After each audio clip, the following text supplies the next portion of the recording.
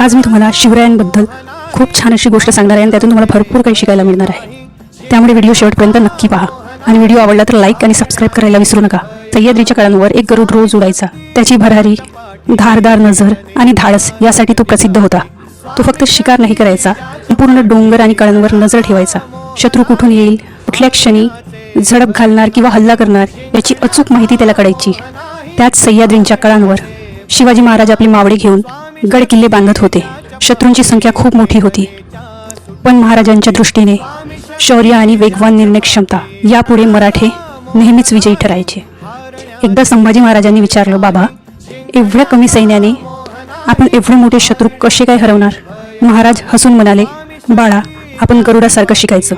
गरुड जसा उंच भरारी घेतो, पण त्याची नजर नेहमीच हे शिकारावर असते। तो संयम ठेवतो, योग्य वेळ पाहतो आणि मगच झडप घालतो। आपल्यालाही असंच करायचं आहे। दूरदृष्टी ठेवायची, संयम बाळगायचा आणि योग्य वेळी धाडसी निर्णय घ्यायचा। हाच खरा विजयाचा मंत्र आहे।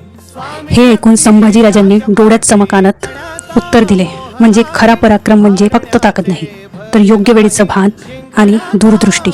तर मंडळी, यातून एकच शिकायला मिळते की गरुडासारखी धारदार नजर ठेवून, पण शिवरायांसारखी दूरदृष्टी घेऊन जर का आपण आपल्या मार्गाला लागलो तर आपल्याला आयुष्यात यश नक्कीच मिळेल।